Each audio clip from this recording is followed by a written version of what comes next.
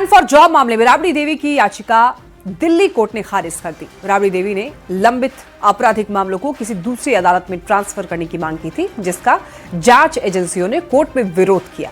Report देखिए।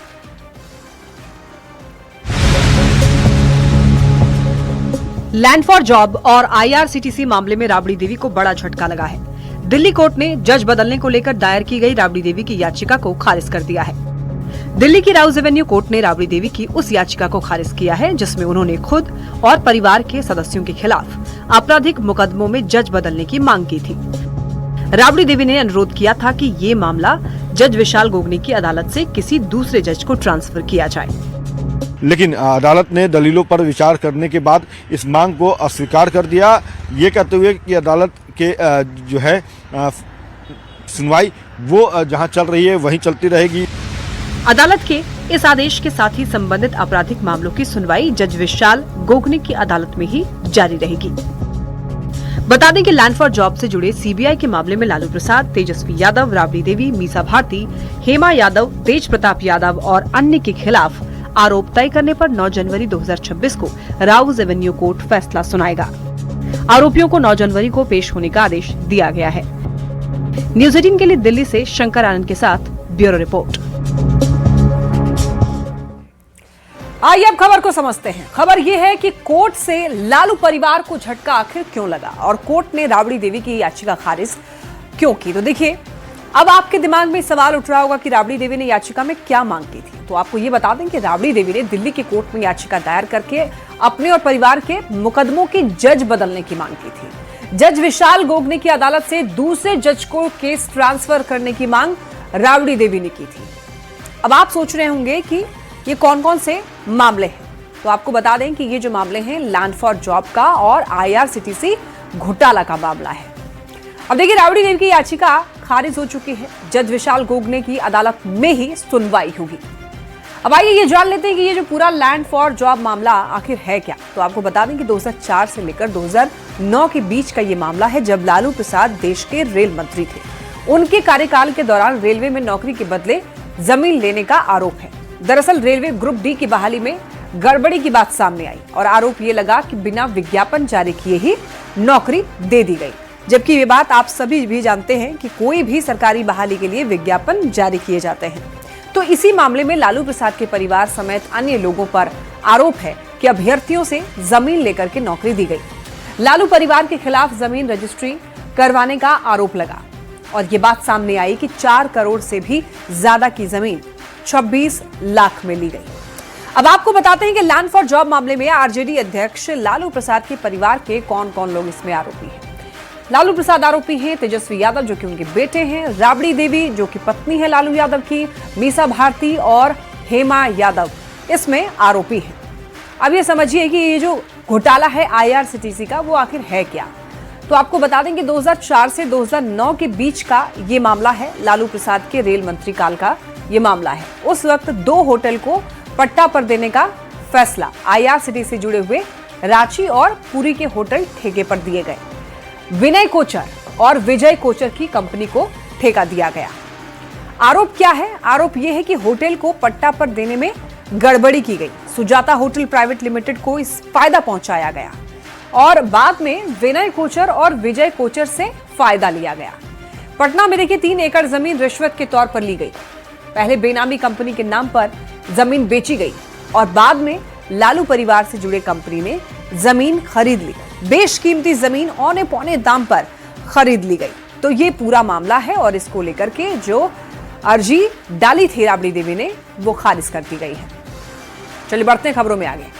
अब एक खबर भगवान राम को लेकर दिए गए बयान की हम लोग करेंगे। टीएमसी विधायक मदन मित्रा ने यह कहा कि भगवान राम मुसलमान थे।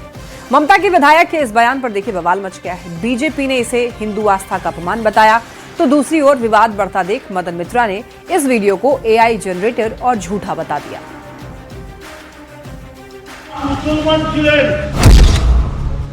राम के लिए टीएमसी विधायक मदन मित्रा के इस नए ज्ञान पर बवाल खड़ा हो गया है। विरोधियों ने मदन मित्रा के बयान को हिंदू आस्था का अपमान बताया है। पहले आप ममता के विधायक का वो बयान सुनिए। सोशल मीडिया पर वायरल हुए वीडियो में टीएमसी विधायक मदन मित्रा को ये कहते हुए सुना गया कि भगवान राम एक मुस्लिम थे। तो আমি বলছি রাম মুসলমান ছিলেন, হিন্দু ছিলেন না। তো আমি বলছি রাম মুসলমান ছিলেন। मदन मित्रा का ये बयान आते ही हो हल्ला शुरू हो गया। बीजेपी तो भड़की ही, साधु संतों का पारा भी 7वें आसमान पर जा पहुंचा। इसका सोच ठीक नहीं है। वो हिंदुओं के आस्था पर चोट पहुंचाने वाला बयानबाजी दे रहे हैं। वो कह रहे हैं कि राम जी हिंदू नहीं थे, मुसलमान थे। ऐसे लोग सनातन का अपमान करते हैं, राम का अपमान करते हैं और हिंदुओं के आस्था का अपमान करते हैं। ऐसे लोग हिंदुस्तान में रहेंगे तो हिंदुस्तान का अपमान होगा। टीएमसी विधायक मदन मित्रा के बंगाल में दिए बयान पर बिहार तक सियासी घमासान मचा है। बीजेपी, जेडीयू के नेता इसे तुष्टीकरण और हिंदू आस्था पर हमला बता रहे हैं। तो टीएमसी को सार्वजनिक रूप से इसे स्पष्ट करे और मदन मित्रा माफी मांगे। तो कांग्रेस ने मदन मित्रा के बयान का समर्थन कर दिया है कि वो इनकार कर रहे हैं। वो तो कह रहे हैं कि एआई जनरेटेड वीडियो है, लेकिन उन्होंने ऐसा कहा भी होता तो मैं इसका समर्थन करता। राम को मुसलमान बताने वाले बयान पर हल्ला मचा तो मदन मित्रा की सफाई आई। उन्होंने कहा कि वीडियो एआई जनरेटेड और झूठा है, क्योंकि उन्होंने सिर्फ इतना पूछा था कि क्या राम के पास कोई टाइटल है। मतलब मदन मित्रा सिर्फ ये मान रहे हैं कि राम के टाइटल के बारे में बोला था, जबकि वीडियो कुछ और ही कहता है। इसलिए बीजेपी ने टीएमसी की घेरेबंदी शुरू कर दी। न्यूज़ 18 के लिए पटना से रजनीश कुमार के साथ ब्यूरो रिपोर्ट। तो आइए इस पूरे खबर को समझते हैं। देखिए, भगवान राम पर ममता के विधायक का ओछा बयान सामने आया। ममता के विधायक को राम मुस्लिम लगते हैं।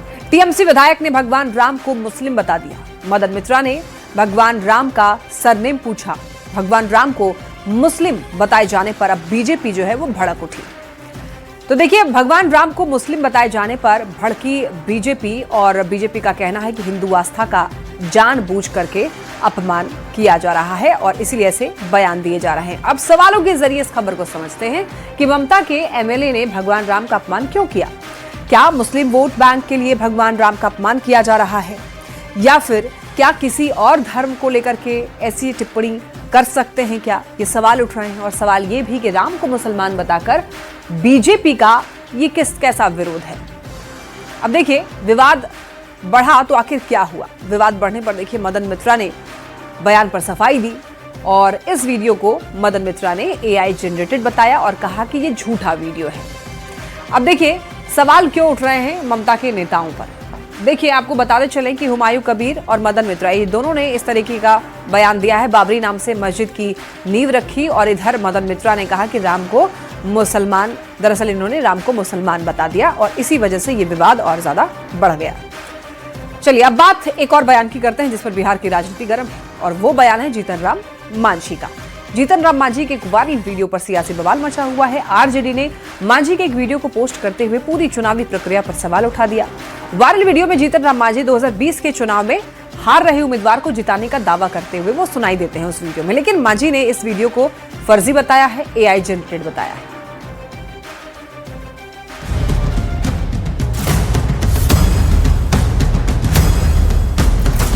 एक सीट गलती से हार गलन। अगर हमारा वो कहलन हल जैसे 2020 में कहलन हल कि हम हार रही है कोई उपाय, उस समय 2700 वोट से हारे थलन। हम प्रयास के लिए जीत गलन। केंद्रीय मंत्री जीतन राम मांझी के इसी वीडियो पर सियासी बवाल मचा है। मांझी इस वीडियो में 2020 के चुनाव में हार रहे उम्मीदवार को डीएम की मदद से जितवाने का दावा करते सुनाई पड़ रहे हैं। मांझी के सेटिंग वाले बयान को आरजेडी ने सोशल मीडिया पर पोस्ट कर कई सवाल उठा दिए हैं। आरजेडी के आरोपों पर जीतन राम मांझी ने भी जवाब दिया है। मांझी ने सोशल मीडिया पर पोस्ट करके जवाब दिया है कि मेरे एक वीडियो के साथ छेड़छाड़ कर वायरल करने वाले कुछ लोगों को लगता है कि मुसहर के लाल को बदनाम कर देंगे। ऐसे लोगों को मैं बता देना चाहता हूं कि अब मुसहर के बेटे को कोई ना तो अपमानित कर सकता है, ना ही बेवकूफ बना सकता है। मांझी के वायरल वीडियो पर नई बहस छिड़ गई है। एक तरफ मांझी के बयान का हवाला देकर आरजेडी पूरी चुनावी प्रक्रिया पर सवाल उठा रही है, तो मांझी ने इस पूरे वीडियो को ही फर्जी बता दिया है। बयान को तोड़ मरोड़ कर पेश करने का आरोप लगाया है। न्यूज़ 18 के लिए दिल्ली से अमितेश कुमार सिंह के साथ पटना से शैलेंद्र कुमार और धर्मेंद्र कुमार की रिपोर्ट। तो जीतन राम मांझी के वायरल वीडियो पर सियासी बवाल को आइए हम लोग समझते हैं। देखिए, जीतन राम मांझी का एक बयान जो है वो काफी ज्यादा वायरल होता है। वायरल वीडियो में मांझी 2020 चुनाव की बात कह रहे हैं और किसी को चुनाव में मदद की बात वो कह रहे हैं इस वीडियो में। अब आरजेडी ने इस वीडियो को पोस्ट किया और सवाल उठाया। आरजेडी ने वायरल वीडियो का इस्तेमाल करते हुए, इस वीडियो का हवाला देते हुए चुनाव में धांधली का आरोप लगा दिया है, जिस पर मांझी ने अब प्रतिक्रिया दी है। उनका कहना है कि ये जो वायरल वीडियो है वो फर्जी है, एआई जनरेटेड है, झूठ है। मांझी ने कहा कि उन्हें बदनाम करने के लिए बयान को तोड़ मड़ोड़ कर पेश किया गया है। मांझी ने इसे एआई के जरिए तैयार किया हुआ वीडियो बताया है और बताया है कि इस वीडियो में जो कहा गया है उसको तोड़ मड़ोड़ करके पेश किया गया है। चलिए बढ़ते हैं खबरों में आगे। आप देखिए, हिजाब विवाद पर विराम लगने जा रहा है। Doctor Nusrat Parveen duty join करेंगी, ये गवर्नमेंट तिब्बी कॉलेज के प्राचार्य डॉक्टर महफूजुर रहमान ने स्पष्ट किया है। प्रिंसिपल ने डॉक्टर नुसरत परवीन के दोस्त के हवाले से बताया कि वो शनिवार को अपनी सरकारी नौकरी ज्वाइन करेंगी और नीतीश कुमार से नाराजगी की खबरें भी गलत बताई।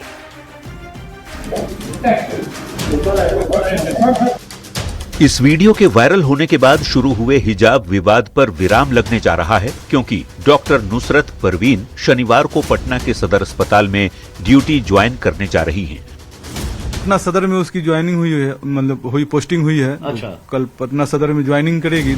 गवर्नमेंट तिब्बी कॉलेज जहां से नुसरत ने पढ़ाई की है, वहां के प्राचार्य डॉक्टर महफूजुर रहमान ने डॉक्टर नुसरत परवीन के दोस्त से बातचीत के बाद साफ कर दिया कि नुसरत 20 दिसंबर को अपनी सरकारी नौकरी ज्वाइन करेंगी। यही नहीं, उन्होंने ये भी कहा कि नीतीश कुमार से नाराजगी की खबरें पूरी तरह गलत हैं। ग्रुप फोटो वगैरह ग्राफी वगैरह हो रहा था, तो उसी में मुख्यमंत्री ने कहा कि देखो तो सब बच्चा जो है कि खुशी मना रहा है, तुम जो है कि मुंह ढके हुई हो, तो चलो तुम भी हंसो, है ना, दिखाओ हमको हंस करके। तो उसी पे उन्होंने जो है कि बच्ची समझ करके, अपनी बच्ची समझ करके उन्होंने जो उसका चेहरे को जो है हटा दिया, चेहरे से नकाब को हटा दिया। नुसरत की बैचमेट बिल्किश परवीन भी कहती हैं कि इस मुद्दे को बेवजह ज्यादा तूल दे दिया गया। मुख्यमंत्री का इरादा गलत नहीं था। मुझे लगता है कि उन्होंने इंटेंशनली वो नहीं किया होगा। मतलब उस वक्त लगा होगा कि वो फेस ओपन रहता तो ज्यादा अच्छा रहता, लेकिन उस वक्त वो फेस ओपन नहीं था, तो उन्हें शायद वो फील अच्छा न लगा हो। इस विवाद की शुरुआत तब हुई जब 15 दिसंबर को आयुष चिकित्सकों को नियुक्ति पत्र बांटते समय मुख्यमंत्री नीतीश कुमार ने नुसरत परवीन के चेहरे से हिजाब हटा दिया था, जिस पर जमकर सियासत हुई थी। यहां तक कहा जाने लगा था कि नाराज doctor Nusrat Parveen duty join नहीं करेंगी। लेकिन अब सब साफ हो गया है कि 20 दिसंबर को doctor Nusrat Parveen duty join करेंगी, जिसके बाद इस हिजाब विवाद पर पूरी तरह विराम लग जाएगा। न्यूज़ 18 के लिए पटना से रजनीश कुमार के साथ ब्यूरो रिपोर्ट। अब ये समझिए हिजाब विवाद पर विराम कैसे लगा। देखिए, हिजाब विवाद पर सियासत काफी ज्यादा तेज थी। वायरल वीडियो पर बवाल मचा हुआ था, विपक्ष लगातार सरकार को घेर रहा था और ये कहा जा रहा था कि doctor Nusrat Parveen duty join नहीं करेंगे, उन्होंने मना कर दिया है। कॉलेज के प्रिंसिपल ने इस विवाद को बेवजह बताया। 20 दिसंबर को डॉक्टर नुसरत ड्यूटी ज्वाइन करने वाली हैं और सीएम के इरादे को लेकर के भी ये कहा गया कि सीएम का इरादा गलत नहीं था। नुसरत की दोस्त का भी यही कहना है कि इंटेंशन नीतीश कुमार की गलत नहीं थी। नुसरत की ड्यूटी ज्वाइन करते ही विवाद पर विराम लग जाएगा और 20 तारीख बताई जा रही है कि नुसरत परवीन ड्यूटी ज्वाइन कर लेंगी। उसके बाद देखना होगा कि क्या ये विवाद थम जाता है या नहीं।